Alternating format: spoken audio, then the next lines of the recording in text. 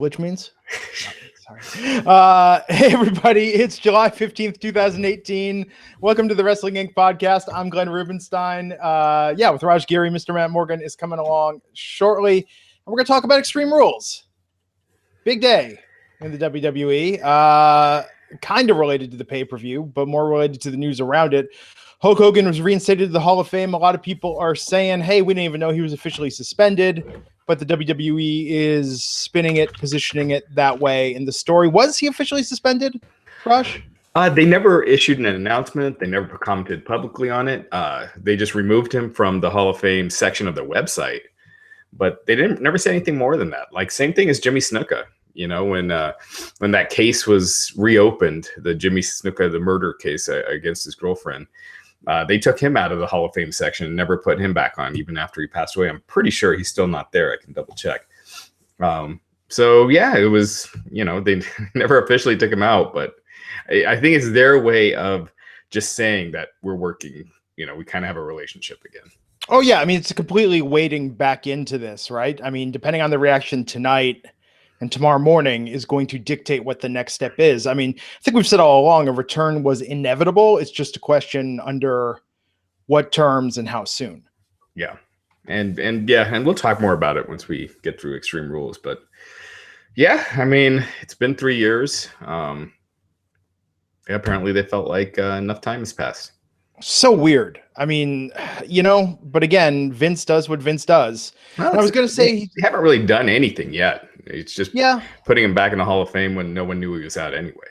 But it seems weird, though, given what happened with Papa John's this week. It's not like in the 3 years since that incident, hey, everything's cool, guys. All that racial tension, we took care of that. These are better times. Can't wait till racial tension is gone before putting Hulk Hogan back in. No, but you think, like, you know, you'd wait for a time maybe where things didn't seem I mean, things seem like they're just getting worse and worse and worse. And, you know, maybe there never will be a perfect time, to your point. But you know, you see that and you kind of go, huh?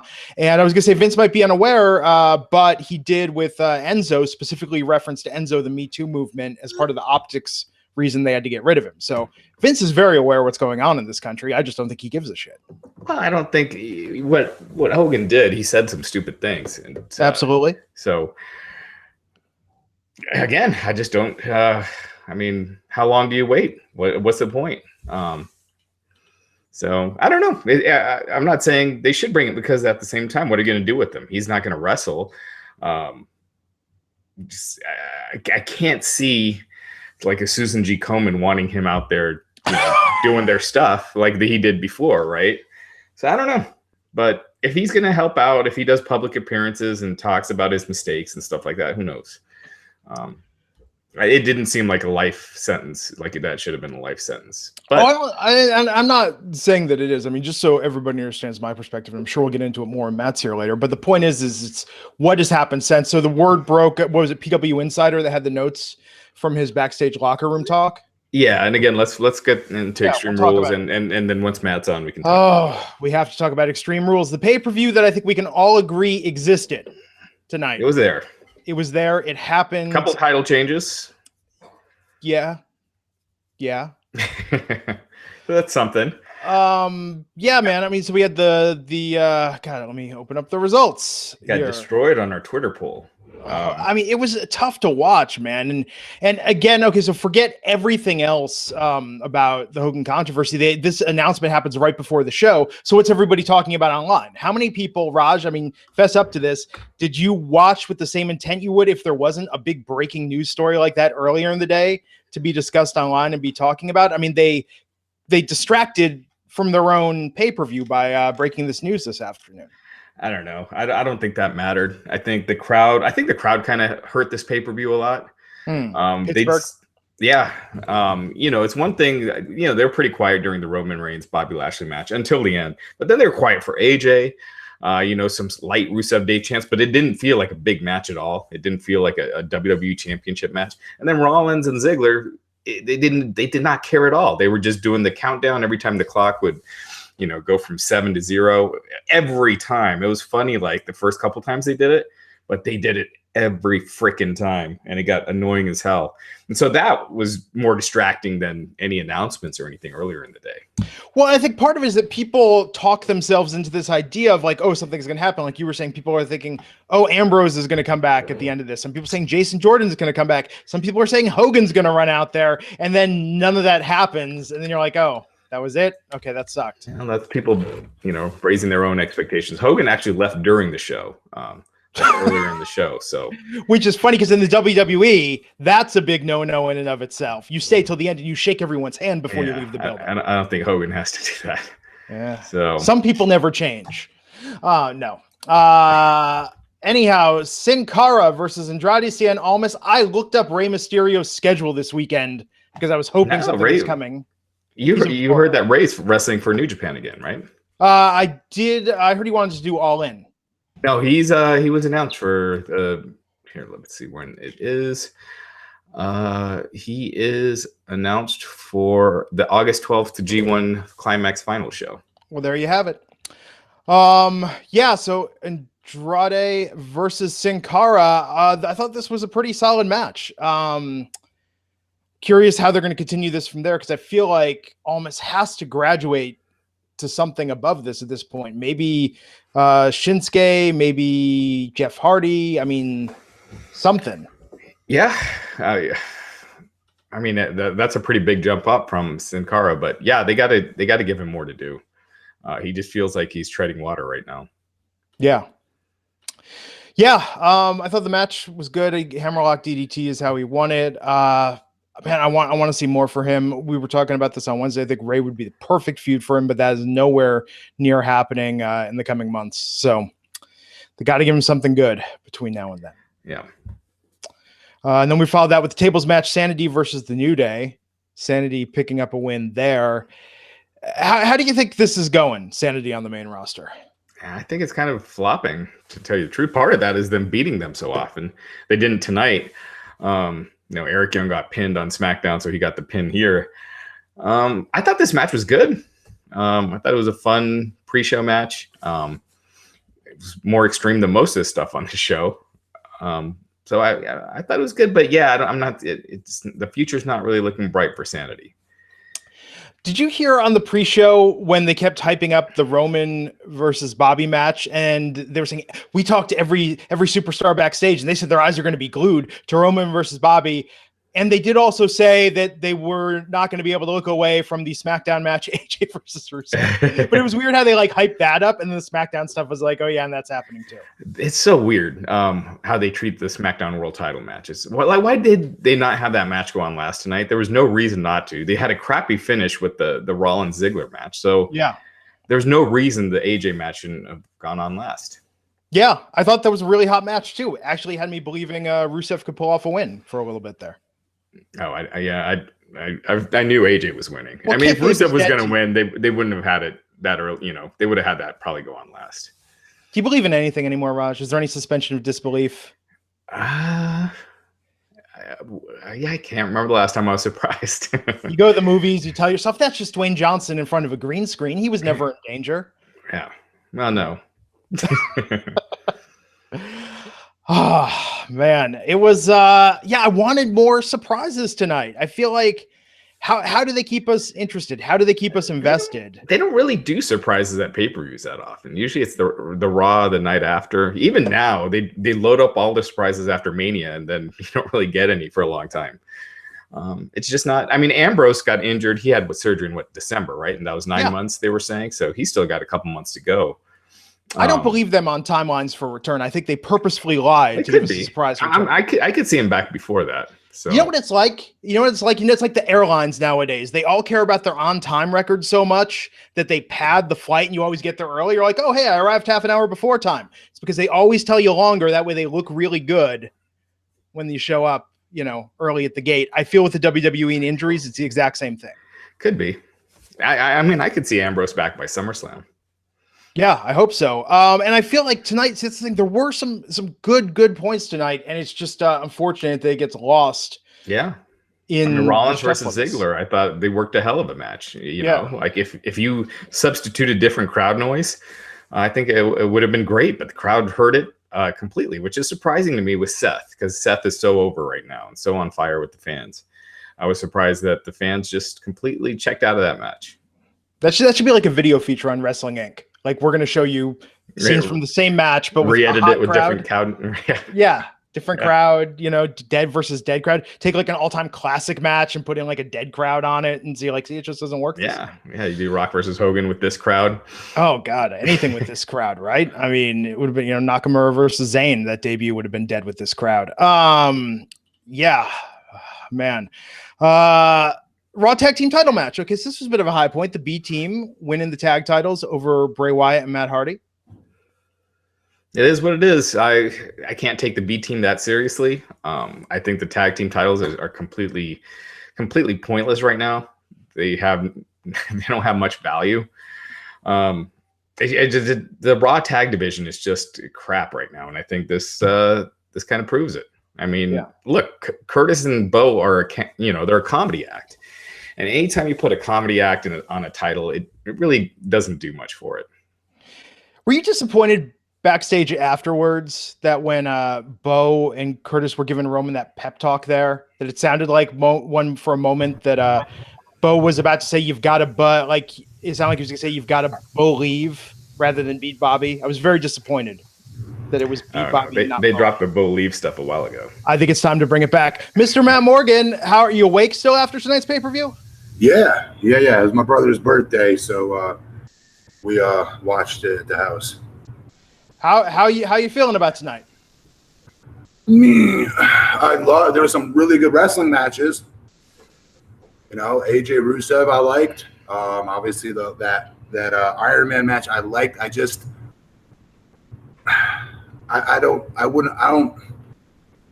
on paper I guess I would have put that last, and they were right to put it last because Bobby's reaction wasn't what I would have expected it to be. Him versus Roman, especially him going over Roman. I don't know. I thought it was a good pay-per-view. I liked it. Short. Yeah. I mean, did you watch the pre-show? No. Oh, so you only have 10 matches instead of 12. Yeah, because 4.5 hours if you watch the pre-show. Oh, yeah. So we were talking about the kickoff match, the B team going over the Deleter of Worlds. I did see that. I'm sorry. I apologize. Oh, no, that was the kickoff of the main card. So, what were your thoughts on that, Matt? Good. The tag titles, no offense, don't mean anything. Right? This division doesn't mean anything. So, you know what? Why it doesn't mean anything? Good for those two. For I guess, trying to do the most they could with the opportunity, right? Yeah, that's pretty much exactly what I said, except I don't think they do anything to help the division by them winning the tag titles, but they are entertaining. The fans are into them. I guess it's just in a holding pattern until you get some real tag teams in there that people buy as like legit as opposed to comedy. It's true. Yeah. They got it. We'll see if something maybe happens with AOP or people speculate maybe there'll be a rematch at the Hardy compound. But with the B team involved, I expect that to be campy as hell. Yeah. Yep. Yeah. That just entered my head. Yeah. And before I could say that, I was like, yeah. Which is weird, right? Because it's not like the compound matches are big, serious affairs anyhow. No, you're right, Glenn. You're absolutely right. It doesn't fit even that odd context. Those two don't fit that context. Yeah. So we'll see tomorrow night and get direction on where that's going to go. Kurt Angle backstage talking about Brock Lesnar, saying that he's open talks with Paul Heyman about Lesnar's next title defense and that Lesnar's not interested in fighting anymore. So tomorrow night, they've got to show up on Raw and agree on terms for Lesnar's next match, or Lesnar's going to be stripped of his title. I assume that means at least Heyman is showing up tomorrow night on Monday Night Raw? It could be. Brock is scheduled to wrestle at SummerSlam. That's presumably his last match. So I don't know. I mean, I guess Lashley won tonight. Do they go with Brock versus Lashley, or do they do something where Roman wins something on Raw that sets up, with the winner getting the title shot? Then Roman beats Brock, and then you got, Lashley already kind of in there, set up for Reigns since he beat him tonight. If they had a little bit more time with Brock, you know what I mean? I would. Bobby could replace Brock. Yeah. In a way, you know what I mean? But that's going to take time. I would have Bobby be the heel. It would take time. Yeah, I mean, I had pitched an idea on Twitter where you have Bobby destroy Reigns tonight and then destroy Lesnar at SummerSlam, and boom, he's like super over then. You know, you've got a new monster with Lesnar leaving especially, and Bobby looks the part. He cannot be a face, though. Right, exactly. He should be a heel. Yeah, he cannot be a face in those circumstances. But yeah. Yeah, so we will know more on the Universal title defense tomorrow night. We had Finn Balor versus Baron Corbin. It was interesting in the pre-show, Finn in the interview talking about how he very much wants his Universal title shot once again, that was what he was going to do after tonight. I thought, yeah, I mean, but everyone says that, right? I mean, especially... You should be saying that, but WWE is very... they're different. You know what I mean? In Impact or TNA, and everybody would say that because they should be saying that. But WWE, they're very picky and choosy about that. Gotcha. Who gets to talk about the title? They all should be talking about the title, though. But so I don't know if that's a foreshadowing. I don't know. Maybe a fatal four-way. That would be interesting. For what, SummerSlam? Yeah. I think you do a one-on-one. I think that you put way too much equity in Lesnar at this point that someone's just got to beat him. Yes. I agree. I mean, I think Roman's going to be in that match if it's going to be Roman and Bobby. It's too late for Roman to get anything out of beating Brock, in my opinion. Yeah. Roman gets the least out of beating Brock at this point. I know, but I'm guessing that's the way they still go. Yeah, definitely. They're squamming. They are ramming that friggin' that square in that circular hole. Yeah. Yep. So what'd you think of Finn versus Baron tonight, Matt? Surprisingly better than I thought. Baron's getting better. So WWE announced. Did we talk about the backstage segment where Kane was attacked, or had that happened? Oh yet? No, I don't know if that had happened yet. I think if it's in the recap, It might have been on the pre-show. Oh, maybe I'll look. Yeah, so they did a backstage angle where the Bludgeon Brothers attacked Daniel Bryan and Kane. I think a lot of people were thinking that was going to put Kane out of the match and have a mystery partner. The Miz was at a charity softball game, so that's why he wasn't on the show tonight. But it was done because Kane is really injured. He has a broken ankle. So the WWE statement. Wow. So he has a broken ankle that he had before the show, and he was seen in a walking boot earlier in the day. So it's a legit injury, so that's why they did the attack, and he hardly worked the match at all. Damn, he's got his selection this November. He better be ready in time. Yeah. Gonna have to take a golf cart to go knock on doors, you know? He's done. He won his primary. Yeah. Well, now he's got to knock on doors for the general, but he'll win that easy. His county's all Republican running against a Democrat. Yeah. He's running as Republican. Yeah. Even though he's more. It's Tennessee, man. You know, Al Gore represented them for many years. Yeah. Like, politics there are actually pretty interesting. Yeah, so, Finn, of course, won with the coup de grace, countered the end of days. I like this tonight. I saw Finn and Corbin wrestle at a couple NXT house shows a few years ago. I don't think they ever did much on TV together outside of maybe the first Dusty tournament. Yeah. So I thought this was good tonight. You know, I mean, look, they're making the most of what on paper seems like a lackluster opportunity. I just think Finn really deserves something great. You know, another good run. I think Corbin looks like a goof wrestling in those clothes. Yeah. He looks like a waiter. Yeah. He did good. He did well tonight. He had a lot of confidence. Excuse me, Baron, but you're right. Physics again. You know, I hate to keep making it sound all about aesthetics, but it's a big part of it for me. And you're right. I wouldn't have said waiter. What did I keep telling my wife? He looked like he, what do you call it? A valet. Yeah. Yeah.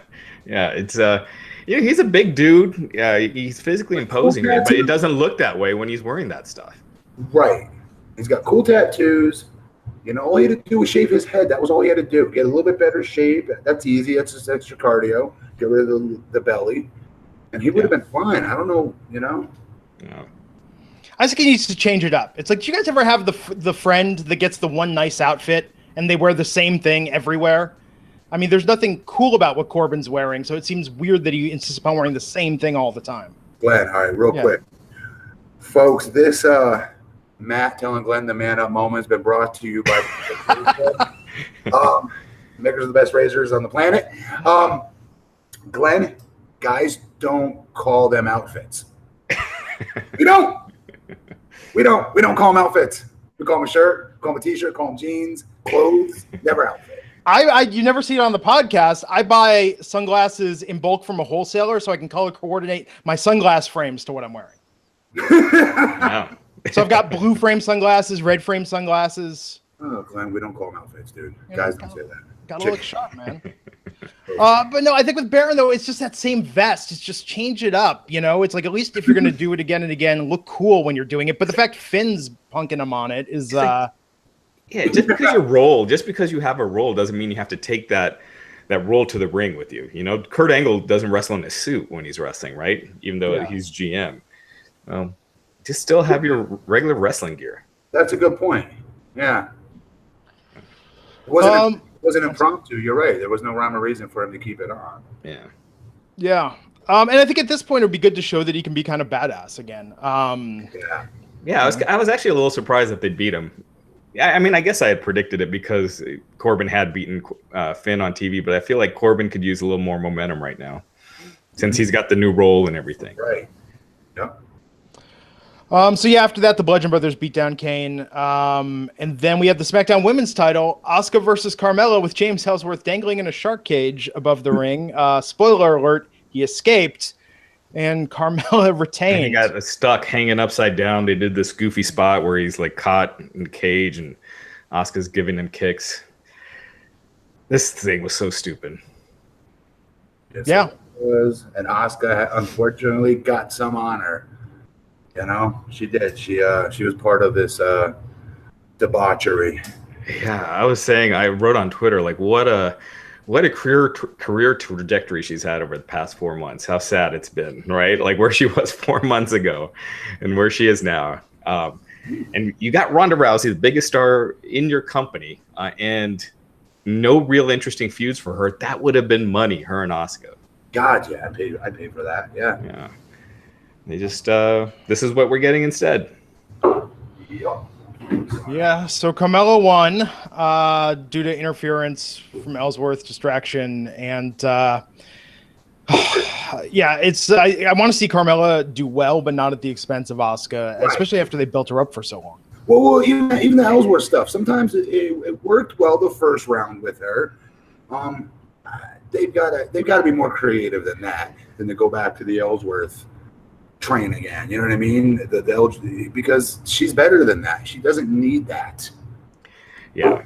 And I think Carmella too, she's just so over the top that it's hard to take her seriously. And you just can't take her as the top champion. Like she's not like a Raj, she was there. She was like walking that fine line of going toward what you're describing versus what you're now describing she's become. Yeah. Says, you know what I mean? She was right there, and it was, in my opinion, right up until that Charlotte Flair contract signing. And I'd say right around that time, it's been downhill for her, being like, you know, oh, this is a top main event female act. This is a champ. You know what I mean? Mm-hmm. Yeah, no, that's I when agree. I started getting that feeling a little bit. Yeah, she just feels like a cat, what's the word? Like a kind of corny character, like a little cheesy. Like no one believes someone's like that, and she just keeps going more and more in that direction. So yeah, I think the Ellsworth thing is actually kind of hurting her. It is hurting her. Did we find out? I know Ellsworth has a podcast now. I guess they were going to talk about it, the terms of his deal with the WWE currently. Did you hear anything about that, Raj? I didn't even ask. I'm just curious. Yeah. Well, like how much longer, he's going to be there, if it's week to week or if it's like a long-term thing. But no, I mean, they're really going all in with him. I wouldn't say they're going all in. He's no, but I mean, they're the giving same him, role. Yeah. Very prominent, central to storylines, backstage, getting to do that gimmick. I'm saying like this isn't, Whenever I liked his stuff earlier on, but it just feels like been there, done that. Why are we going back to it? Yeah. Yeah. Okay, so this was kind of a surprise. As we predicted on this very podcast, Shinsuke Nakamura is the new United States champion in God, one of the shortest matches in some time against Jeff Hardy. Yeah, he basically ran in, kicked Hardy before the bell rang. The bell rang, and they just nailed him with a Kinshasa, and boom, that was it. The match was over. Jeff Hardy, he looks like he's just in massive pain. Like, he looks like he's just hurting everywhere. So to me, that's what it looked like, was that they just kept it short so they could get the title off of him. They're going to give him some time off, but then they announced that they're doing a rematch on SmackDown. So and they're clearly setting up they set up a feud with Randy Orton. So yeah, maybe he's not taking any time off, and they just did it. They just kept the match short since the show was long anyway. But I was glad to see Shinsuke win this.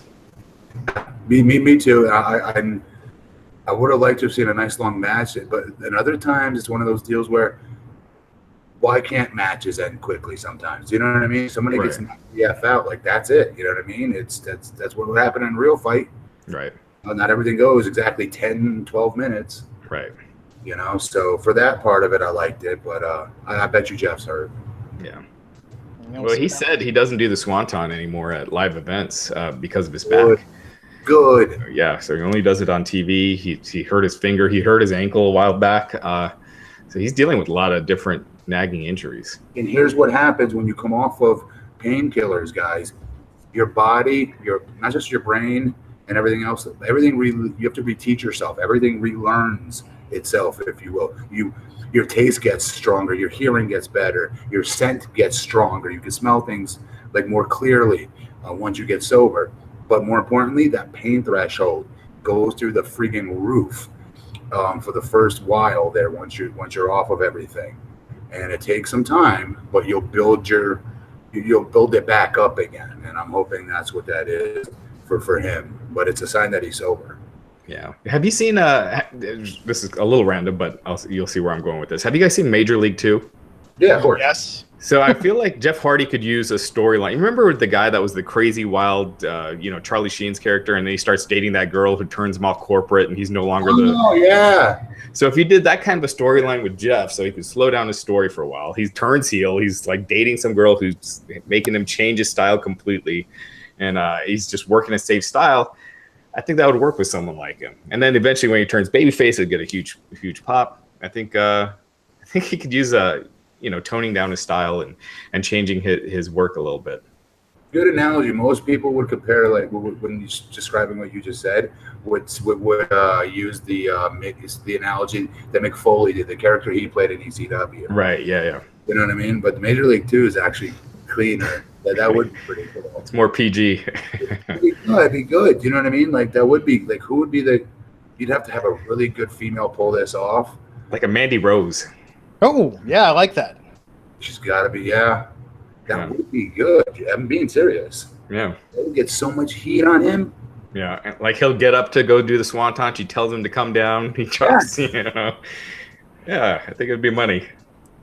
That's just the key. Vince McMahon needs to watch some better quality films like Major League 2. You need to watch this podcast. We've been throwing these ideas out every week. Yeah. But I like that. Jeff Hardy becomes the Rick Vaughn of WWE. That would be good. Oh, dang. Yeah. So the steel cage match tonight. I really like this. Braun Strowman versus Kevin Owens. It's a shame that it happened at this pay-per-view because I think this pay-per-view is going to be largely forgotten. And Owens getting tossed off the top of that cage, I thought was pretty freaking cool. Oh, wait, we totally missed Randy Orton coming back. Oh, yeah. Coming back. Yeah, he'd been out he had an injury, so he's been gone for a couple months. And then, he came out at the end of this match after Nakamura won. Nakamura ran outside. It looked like they were building something with Orton and Nakamura. And then he grabbed Hardy and kicked him in the nuts. And I guess that's your new feud, Orton and Hardy. Orton and Nakamura. No, it was Orton and Hardy. He kicked Hardy. Oh, Hardy, sorry. Yeah. So I think Orton turned heel. I think heel Randy Orton's the best Randy Orton. So he just seems more natural in that. He is. You're right. But what was the next match you guys were saying?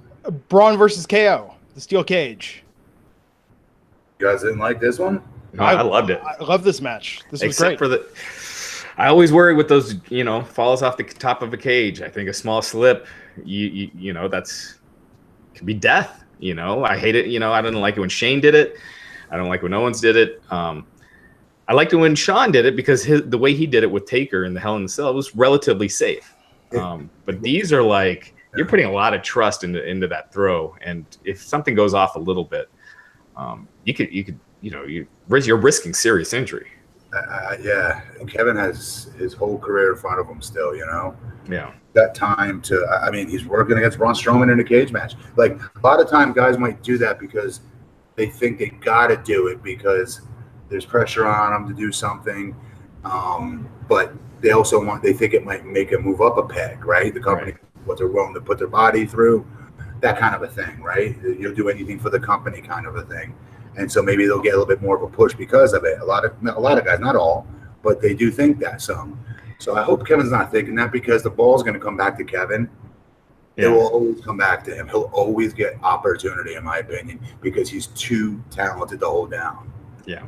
I mean, I had tweeted out that I figured, before the match started, I said, I think Owens is going to win this, and I'm guessing they're going to do something where Braun throws Owens out, but you could have him put him through the cage or something, not like the giant bump from the top. I just think that's they obviously gimmicked the table. There were like balloons and stuff underneath. Stone Cold, Raj. What's that? The Big Show did to Stone Cold. Right. Yes, exactly. That'd be cool. Yeah. Yeah. And at least there were stakes in this match. Kevin is now going to get his song request played by Shania Twain the next time he sees her in concert. I saw that YouTube clip. That was pretty funny. Yeah. Oh man, I thought this was a really good match. Like, I mean, this could have gone last. Yeah, I think that in a pay-per-view that definitely ebbed and flowed, I think this was a real high point. Really enjoyed it. And this storyline, I don't feel like it's really gotten up and running with him and Braun, but I feel that it's been solid, but not the peak for either of them. Well, Owens is the heel, and he never got anything on Braun, right? Yeah. Like, Braun just kicks the crap out of him every week and chases him around. Yeah, so it's like, for a storyline to work, you kind of need the heel to get something on the babyface at least once. Never did. Yeah, Braun's never. But you know what? Let me ask you a question. It's so difficult for a babyface to truly get over. They say he's got to find a way to connect with the crowd when it's time to have them have sympathy for him, right? Kevin Owens with an Uzi is about the only thing that people are really going to look at and go, okay, I feel bad for Strowman about what's to come. You know what I mean? Yeah. Other than that, I don't see how you get sympathy on him versus someone who is so much smaller than him, physically speaking. So I don't know if they just forego. It just feels like they're foregoing even attempting to get Strowman in situations where you develop sympathy for him. Yeah. And just be that badass babyface that just is always in fifth gear and killing people, and then I don't know, but eventually it wears itself thin, though. Eventually, yeah. And I mean, you look at the build in this feud. If you wrote it down, you would think that Owens was the babyface and Strowman was the heel. 100%. And even like here, Strowman came across like a total asshole, and I mean, it's for Owens. They didn't know any better, right? So like, they wanted Kevin to win because I didn't tell them who was who. Right. Yeah. But Owens getting the win. Yeah, I like that. Strowman throws him from the top of the cage, so Owens got the win that way. Owens is the first person to beat Strowman in a one-on-one match since I think. I ask you that. Yeah, I think since Roman Reigns did, like when they were having their feud, like last February, so over a year ago, like a year and a half. Time around that time. What's that? When you hit him with the ambulance around that time. Oh no, I take that back. Brock beat Strowman last week. That sucked. I remember that. Yeah. But yeah, before that, it was before the ambulance thing, but it was before last year's WrestleMania. Okay. Yeah. After that, SmackDown Tag Team Title match, Team Hell No versus the Bludgeon Brothers. Daniel Bryan 1-on-2 against the Bludgeon Brothers before Kane came out at the end there. What'd you think of this match, Matt? Good storytelling, right? Mm-hmm. I thought it was a good storytelling, but I don't know. I just think so much more of Daniel Bryan. I don't know. I just think what are they doing? Like, they just got handed freaking Derek Jeter back again, like maybe a year past his prime. You know what I mean? On a golden platter. And they bat him ninth, they bat him eighth, bat him seventh. No! You bat that cat second and third. Yeah. You know what I mean? It's like, what are they doing with him? You put Daniel Bryan back in the main event picture. Well, his contract is coming up soon, and he has not yet re-signed. At least that was no reason not to piss him off. I don't know. Yeah. Maybe I'm wrong. Yeah, you know what? After that Braun Kevin Owens match, I felt like the crowd was never really into the show again. I felt like they're mostly quiet for this match. This was I had tweeted out until Kane came out. This was the quietest I've heard a crowd for a Daniel Bryan match since I can remember. It was a weird crowd. They were weird. Yeah, they kind of sucked. Kind of did. They were annoying me in the Iron Man match later on. Oh yeah, huge. And yeah, I mean, once Kane came, then Daniel Bryan started his comeback. Obviously, Kane very limited, so he has a real broken ankle. But I was still surprised that they pinned Daniel Bryan as opposed to Kane. I felt like they could have done something since Kane's going to be gone anyway. Why not have him take the pin? Yeah, it made no sense. Yeah. So Bludgeon Brothers pretty much pinning Daniel Bryan. It was pretty much clean. Yeah, it was. I mean, what the hell? Yeah. I mean, seriously, if someone were to say, "Hey, a year ago, hey, Daniel Bryan's coming back." Right. Yeah, right. Sure he is. And then you saw my reaction, how excited I was when he news broke, right? I was stoked. Man. If you were to tell me he's going to be losing to the Bludgeon Brothers, or these two guys tagging together, and they call the Bludgeon Brothers, and they're going to lose, he's going to lose. I'd be like, you're freaking nuts. No way would they do that to Daniel. They just got gifted this WrestleMania main eventer. Right. You know what I mean? No, they wouldn't do that, you know? It's crazy to think Daniel Bryan came back just 4 months ago. Like, that seems like they have cooled him off so much in those 4 months. Like, it went from being this huge story, the biggest story in wrestling, to an afterthought. Dude, the big cast, immediately, when those two intersected backstage, I go, okay, he's just getting a rub from bumping into Daniel Bryan. Daniel Bryan's never going to wrestle him. We don't care to see that. They know better. And then they made an angle. And I was like, that's when it started. Yeah. Because they did do some cool things with AJ and him. You know what I mean? A couple of like crossover moments there. Right. They did some teasing, but like Batman, you know what I mean? And like Superman crossover in the middle of an episode or something like that. You know what I mean? Yeah. Oh man. So Roman Reigns versus Bobby Lashley, the match we all thought was going to go last, went on near the middle of the show. It might as well have with this crowd. Yeah. It doesn't matter. They were quiet for the rest of the show, so why not? If Bobby did not hit that finish, the spear, how he did out of left field, kind of, you know what I mean? That would not have gotten it wouldn't have gotten a very positive, like super duper loud reaction. That got a surprise pop. Yeah, the crowd came back. The crowd got into it at the very end. Yeah, because it was such a shock that. Dude, he climbed the top rope, Glenn. He was climbing the top rope and begging for the fans. They did not say anything to him. They just sat on their hands. Yeah, they didn't react to Lashley the whole match. And it's funny because I felt like Lashley had been kind of turning a page with this feud with Roman. Like, the fans have been starting to get more and more vocal. They're caring more. But this crowd was, I mean, and again, I don't know if it's necessarily Lashley or just this crowd. What about this? And then once he climbed the top, Roman Reigns hits him with Superman punches him off the top. Bobby bumps in the ring, and then Roman's looking down on him. It's my dog, like talking all this smack to him, like that heel. Yeah. Big heel. My family's going like, what a dick. Do you see that one bump that Lashley took outside the ring over the top rope, like pretty much landing on his back? Yeah. Oh my. Dude, his body's insane.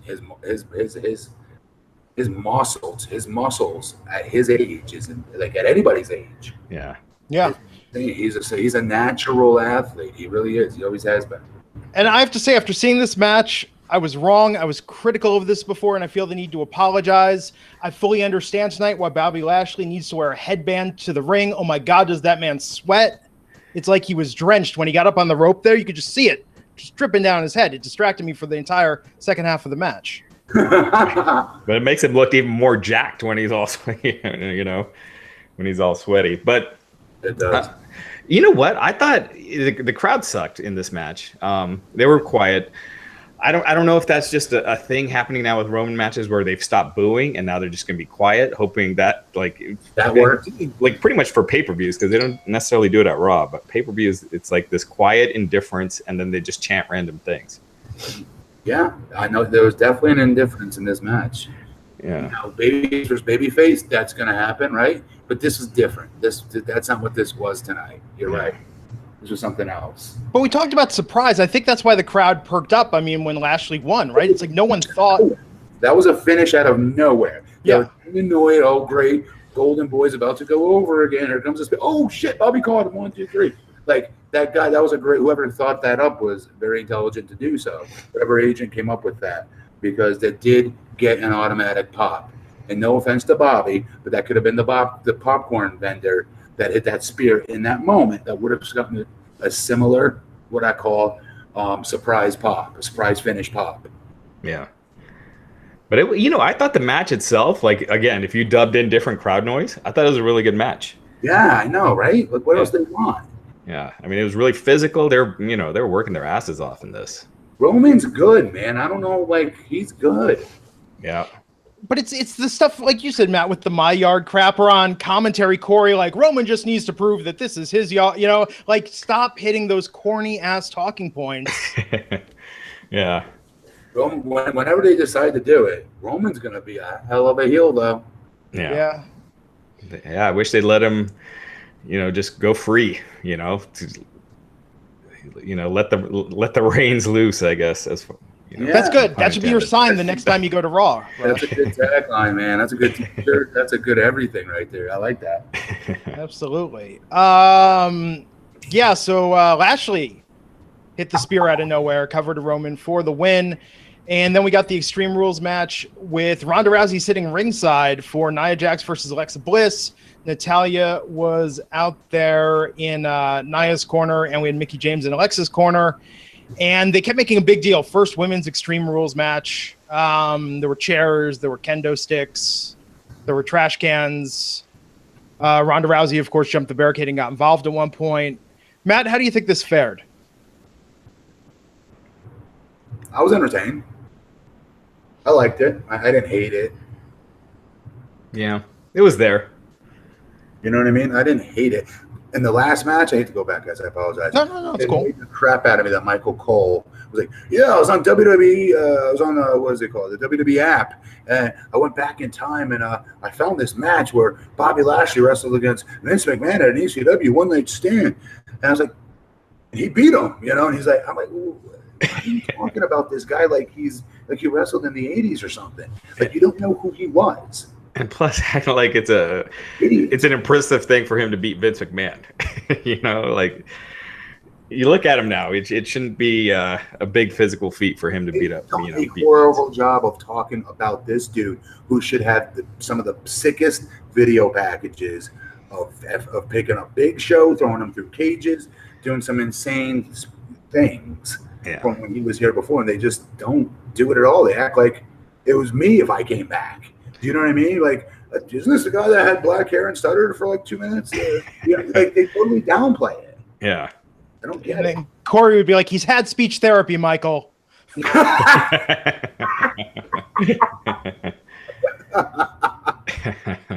guys. I'm slowing down the show. Sorry. No, it's fine, man. I mean, look, I thought this match, it was funny to see everyone live saying, I mean, you could kind of see there were some sloppy parts in the match. Yeah. I think part of it was just that you've got Alexa Bliss. I mean, God bless her, but when she's picking up the chair or the trash can, I mean, she's a small woman.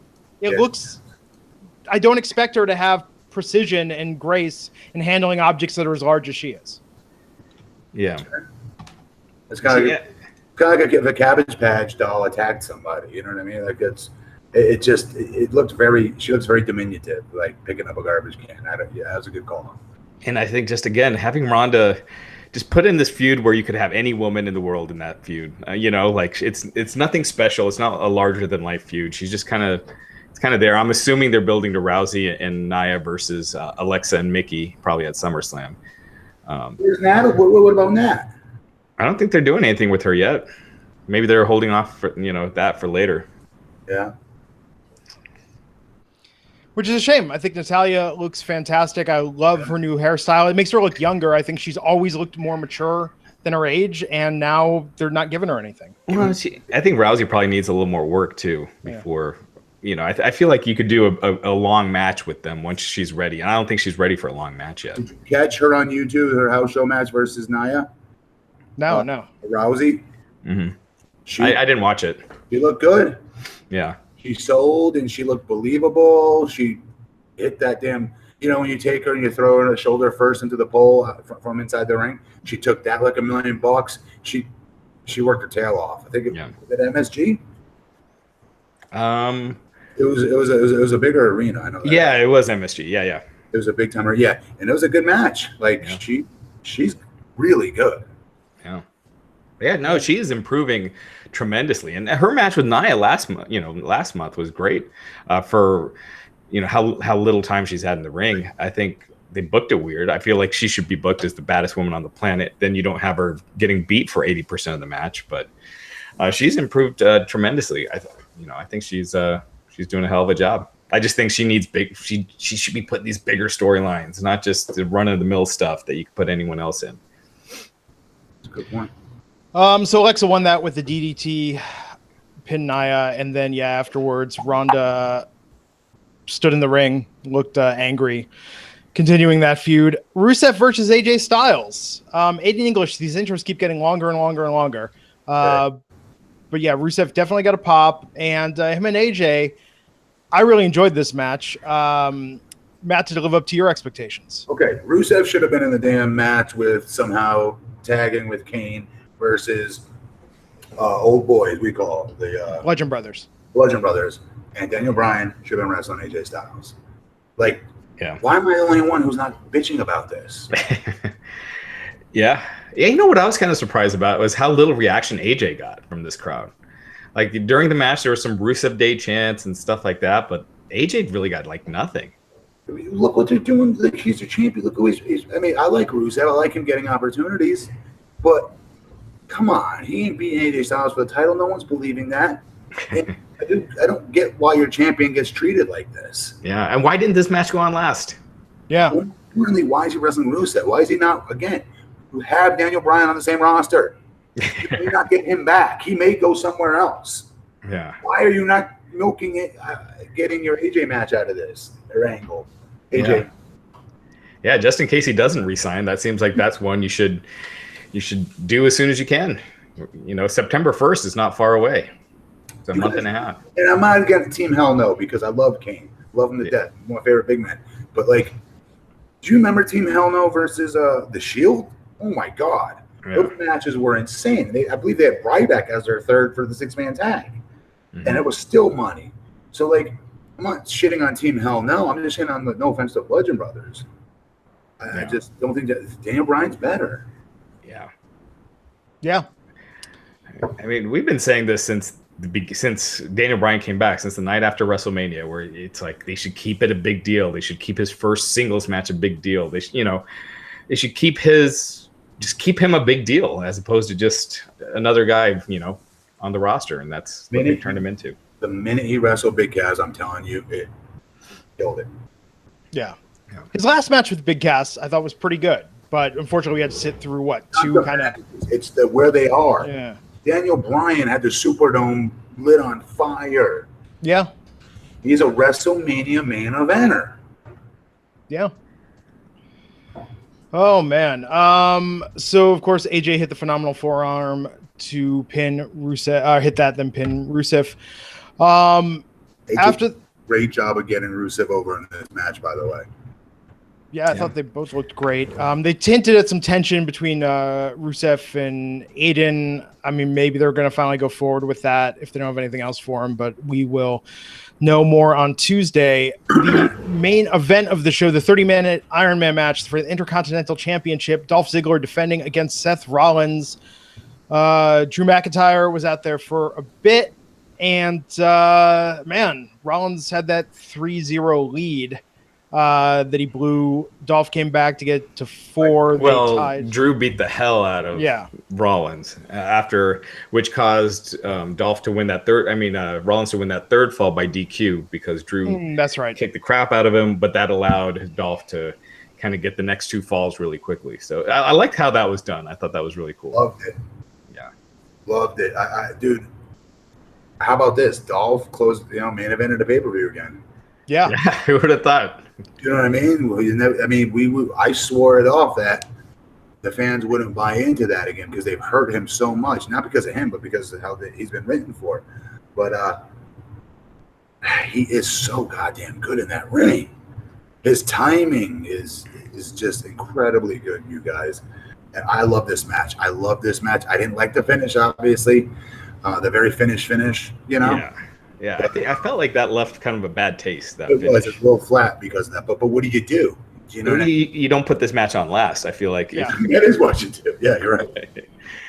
But yeah, I love this match. I thought it was really good. But then the stupid ass crowd with their buzzer chant every minute they were doing it. What do they think was going to happen? They thought Ambrose or Jordan was going to say or Hogan or something. No, they were just amusing themselves by doing that Royal Rumble countdown. Crap. Like, what do they? Okay, I play basketball. Like, what do they think was going to happen? Like, the guy's going to oh shit, I'm not paying attention to the shot clock. The crowd's counting 3, 2, 1. I'm going to jack it up from half court. Yeah. Like, the shot clock. Like, what do they think was going to happen? That Dolph was going to rush into this finishing sequence? Like, it was so stupid. Yeah, they were just doing the Royal Rumble thing, and they were even doing that. But they did that every minute. Like, I thought it was funny the first couple of times. And I'm like, all right, this is getting really annoying. And by the end, I was like, I'm going to watch this on mute. I probably should have done that. Yeah, it was brutal. It ruined it. Like, it was hard to get into it. It was hard to take the match seriously because the crowd is just entertaining themselves. And it's Seth, I was surprised that who's been the hottest babyface, and for them to just not care for comparatively this. Though, Raj, this is important. Comparatively to all the other faces, once the crowd died tonight after the Strowman Owens cage match, I still felt as a babyface he was the most. The fans cared about him the most. They still were doing the burn it down chants. Yeah, no, for sure. I agree with that. But and he put them through the longest match to watch on top of it, which is hard to keep people invested in. And I don't know what else they wanted because those guys were. That match was flawless. It was really good. Flawless. Yeah. They took the clock down at one point, and then they started chanting, "Where's the clock?" Yeah, they should have just taken the clock off the screen and just had it on where people on TV could see it. The boys need to see that, though. Oh yeah, that's a good point. I mean, that would have been funny. You think they did that to mess with the crowd, real quick? What? When they moved it? When they took it off? Yeah. I don't know. Yeah, maybe they were doing it so they'd shut up and hoping that they wouldn't come back and start doing it again. But anyway. They tied it 4-4. Seth was going to win, but did the pin late before the buzzer stopped. Kurt Angle put it into sudden death overtime. Drew came out, distracted Seth, and then Dolph hit the zigzag to get, a very quick win. Yeah, it was very anticlimactic because they were tied. And they did the whole Bret Hart, Shawn Michaels, where Bret Hart leaves, is walking to the back, and then instead of Gorilla Monsoon coming out to tell him that or Roddy Piper, was it Piper or Gorilla? I'm forgetting. Anyway. A Gorilla. It was Gorilla, yeah.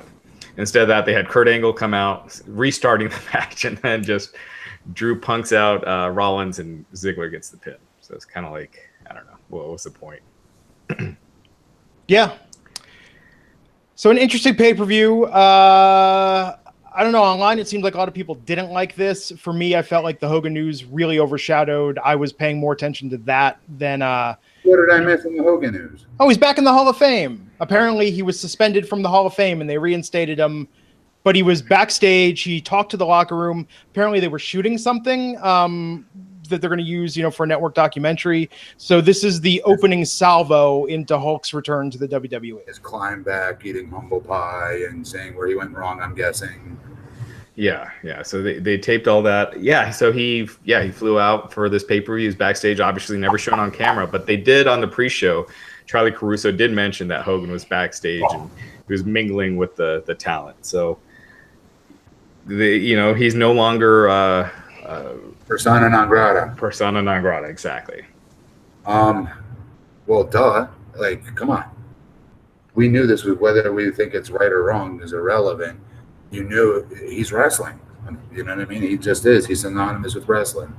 And it was just a matter of time before he gets back in or gets at least brought in, whether he's in the Hall of Fame, at least brought back to WWE for appearance here or there. Yeah. Yeah, I mean, he's the biggest wrestling star, arguably, of all time. I mean, The Rock is a bigger star overall, but he's more because of the movies. He was obviously a huge wrestling star for sure, but I think just with wrestling, Hogan was the biggest. I agree. So yes, Babe Ruth, of wrestling. Yeah. So a lot of people, a lot of mixed stuff. I know our comment section was getting out of hand. The Hulk. Yeah. Yeah. A lot of people feeling like he shouldn't be brought back. Everybody has, the right to that opinion. Yeah. There's, I see it. I get it. Makes sense. Yeah. Well, and that's what I think we're doing tonight. Is I think they're testing the waters based on the reactions tonight and tomorrow morning to this. Will determine their next move in this rollout and how much they do. Versus squeaking. They could just squeak him back in the Hall of Fame and we never hear from it again. Versus what you're saying and make him a little bit more of an ambassador and out there a little bit. What he should do is, in my opinion, honestly, I always say make an example of it. Yeah. Especially if you genuinely are sorry about something and you're a super over, like over is not even the right word to use with Hulk Hogan. Legendary status, as influential can be. Okay, most recognizable people on the planet. Can you imagine the impact you would have if he's authentic about it now? Talking to different groups about this, why this isn't okay. Do you know what I mean? Because it's not.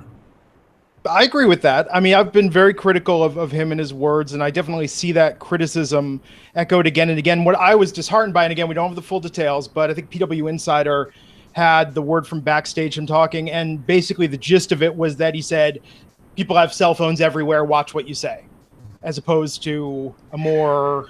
I think he apologized too. I think he did apologize to the company and to the people in the locker room. I would have reversed it around. I would have, apologized for saying what I said and why it's wrong, which we all know why it's wrong.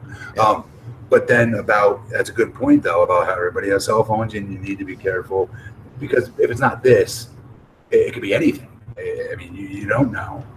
Yeah. You never take that shield. You never take that defensive wall down if you're on TV like that. Just to keep. Yeah. So it said he spent a long time at PW Insider. They said he spent a long time apologizing for what he said and for hurting others and embarrassing the company.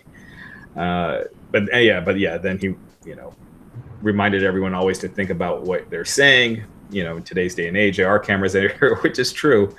And they said that Hogan got a big reaction from the talent. And him speaking to kids, though, Rod, like high school age kids, middle school age kids, especially now the way our country is so divided. Now, I'm not saying racially it's divided.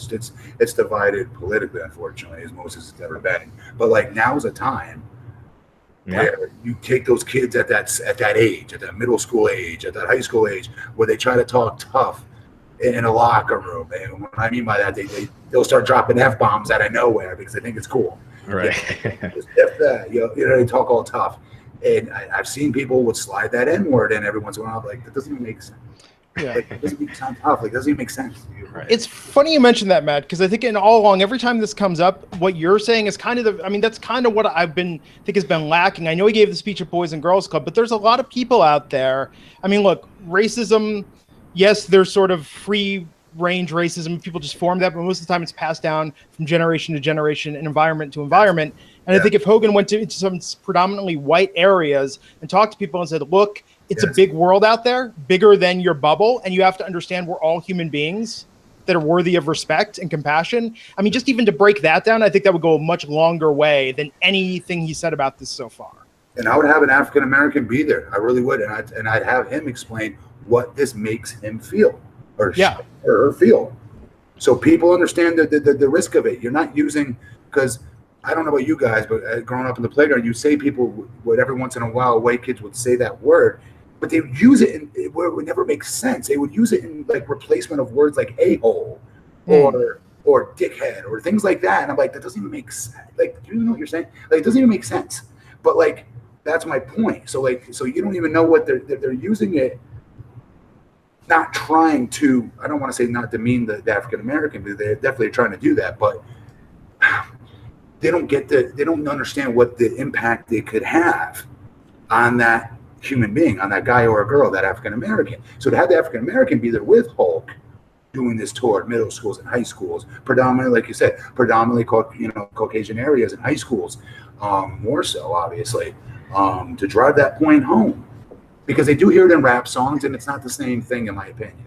No, definitely not. So yeah, for sure. I mean, I think he could have Mark Henry and Hulk Hogan going, around. Yeah, I mean, kids. Yeah, Mark would be Mark's a man. Mark's a good guy, man. Mark would be yeah. So regardless, so it's all up for them. They need to call me. No, I was gonna say, do you still talk to Hulk ever? I mean, you guys were in TNA together. Yeah. I mean, do you ever just feel bad text him and be like, Hulk, I know what you need to do. And be like, I do a podcast with the biggest social justice warrior you've ever seen, Total Soy Boy. And let me tell you, we were talking about this. Hulk, I know what you need to do. I'm sure. Soy Boy, you're funny, Glenn. So Hogan, Hogan was back at the stage. He left during the show. He has not signed with WWE. So PW Insider reporting that he has not signed any kind of contract with WWE. He left home, so he's not going to be at this week's TV taping. So he was just backstage. They didn't do anything on camera. Clearly testing out the waters. And yeah, it's smart not to bring him back on TV yet and see kind of what the blowback is. Yeah. So, all right. Before I forget, this is not in the notes, but Madison Square Garden, ROH, New Japan, holding a show at Madison Square Garden, WrestleMania Weekend. The Saturday night of WrestleMania Weekend, ROH and New Japan are co-promoting a show at MSG, the first group since WWF was founded, the first non-WWE wrestling group to do a show at MSG in the arena. How did you get that?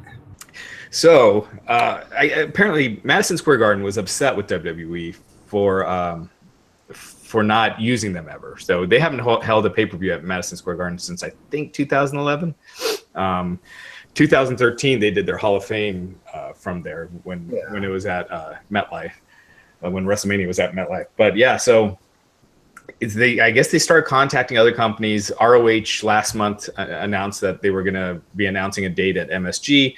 WWE contacted MSG, and they dropped them. And so anyway, ROH, the president, Joe Koff, said that they were going to have their lawyers look into it, and it wasn't a done matter. And then boom, this announcement comes just a couple days after WWE had just run MSG with Undertaker's return and Ronda Rousey there. And yeah, they're doing a big show. 6 miles down the road will be TakeOver at the Barclays Center. So the first wrestling company to ever run the arena that's not named WWE since. Sorry, I'm not trying to take away from your 5 minute. Yeah, no, go ahead. Yeah, absolutely. Go ahead. I'm so sorry. No, for sure. Wow. I was just going to say, so does this mean WWE's done there?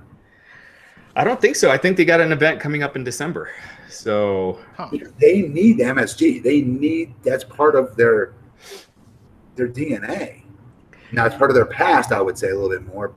But Vince, as long as he's breathing, oxygen, I can't imagine him not going bananas over this. Well, that's the thing too. Vince does not like losing public battles and things like this. And MSG has been kind of their the first WrestleMania was their the first SummerSlam. That New Haven Coliseum, but really MSG. Yeah, WCW never ran MSG. Yeah. So it's a big deal. A lot of people, I think, that probably haven't been fans for as long. I don't, because there's some people in the chat wondering what the big deal is. But really, yeah, I think. Wow. I think especially if you've been around watching wrestling for as long as I have, how big of a deal it is. And Vince would talk about the stories about his father and grandfather promoting at the arena, and that's where the McMahon family started. WWF was out of Madison Square Garden. Dude, up north, maybe it was other places too, but Channel 36 was the MSG channel, and other Nick games, and Rangers games, we had MSG wrestling, WWF wrestling, and that's where I saw Ultimate Warrior's debut when he beat Honky Tonk. Oh, that wasn't his debut, but yeah, he beat Honky Tonk for the title, the Intercontinental title. Yeah, it was summertime. I remember. Yeah, SummerSlam. It was a SummerSlam. Yeah. Yeah. I'm just thinking about where I was as a little kid, and that's what. But it was always on. Like Hulk was on the MSG show. It was on TV. And you were getting like this free pay-per-view event. As a little kid, I didn't really get it. I didn't understand what I was watching, versus like say WrestleMania 1, for instance. Do you know what I mean? Like I didn't get it. So because Hulk wasn't on Spotlight, he wasn't on Superstars. Andre wasn't really on those shows very often.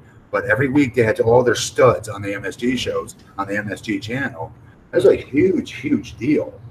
And I'm shocked at this. I honestly am. I'm not shocked, but this shocks me. It's a big deal. And one big thing is, wow. Like I said, Vince is not doesn't like taking defeats like this. They have a ton of money coming in starting next year, a lot of extra money. And the Young Bucks contracts are coming up soon. Kenny Omega's contract is up at the end of January. So it's time to go get them. Think about it. Without Cody, Young Bucks. I mean, I don't know. I don't know what MSG was thinking. Like, I would have liked to think it's because of the upper echelon of talents between those two companies. You know, but you get them all. You get Bullet Club out of there. Yeah, I mean, they could. I mean, we'll see. We'll see what they offer and what happens. But they've been mentioning Omega a lot on WWE on their website and stuff lately. Dude, he's on the network. Yeah, he's on the network. He's a hidden gem. Yeah, what's this doing here? Yeah. Dude, he looked like crap. No offense, Kenny. He looked like like Gobo from Fraggle Rock. Yeah, if you saw that Kenny Omega, you could see why they'd want to cut him back then. 100%. He's not near what he is today, and he's incredible. But yeah, you got the Bucks, Cody, Omega, Okada, Naito. You take those guys out of the equation, all of a sudden, New Japan isn't popping in anymore. Right. So we'll see. But yeah, the contracts are coming up. Nick Jackson is, when I was asking the Young Bucks at the New Japan G1 special last week, they were talking about how they're keeping their options open. Definitely not anything negative about WWE, or not even trying to hint that they're not really thinking about it, or would prefer staying with ROH or anything like that. Just they're keeping all their options open. Huh. Well, it makes sense. I mean, do you think part of Madison Square Garden loosening the exclusivity on this is because WWE is not running TV or pay-per-views there anymore? Yeah, I think so. I think that's why they first started talking. Yeah. He said they didn't run a major pay-per-view there since 2011, he said. Yeah, and Raw, I can't remember the last time Raw was held there. So it's been a long time. Yeah. And the fact that they shut out MSG this last time, for WrestleMania weekend coming up in New York, New Jersey, I think they were upset with that because they were only doing Barclays that weekend. Hey, when Hulk joined TNA, they made that announcement, remember? Was that at MSG? Oh, you know what? Remember Hulk was on billboards that day. He was everywhere. Yeah, it might have been. And you know what? WCW ran there. So under MSG, they have the theater. They have a theater that it seats like 5,000 people. And so WCW ran an event at the theater, but never at the arena itself. What the hell is that called? The theater? Yes. Now it's called Hulu, the Hulu theater, but it used to be called the Paramount, I think. It was never called the Felt Forum? Am I just making up words? I know it's been renamed a couple of times, so maybe at some point it was, but I know it was the Paramount Theater when WCW ran it, and now it's called the Hulu Theater. Where the Hall of Fame was, where was that? That was the arena. In Madison Square Garden, the arena itself. So, anyway, it's kind of a big story, so we'll see. Absolutely. So we'll be back tomorrow night, Monday Night Raw, the fallout from Extreme Rules. I will not be sitting in tomorrow. Raj, who's on the show tomorrow? Justin will be filling in for Glenn, so it'll be me, Matt, and Justin tomorrow, and next week. Glenn's got some traveling he's doing. Yes, but Wednesday I will be here, and I got to say, if people haven't listened to it, go back and check out last Wednesday's podcast, our interview with Teddy Long. I thought that was really cool talking with him. Had some. Oh yeah, for sure. And Matt, people are saying you are right. It was before it was Hulu. It was the Felt. Yeah, it pays off. There you go. Matt, anything you want to plug before we take it home here? No, sir. Hope you have fun wherever you're going, Glenn. Podcaster conference next week in Philadelphia. So that'll be interesting. Yeah. Cool, guys. I'm Glenn Rubenstein. You can find me on Twitter at Glenn Rubenstein. He is BP Matt Morgan and Raj Giri _303. Until next time, folks, we'll see you back here on the Wrestling Inc. podcast. Take care.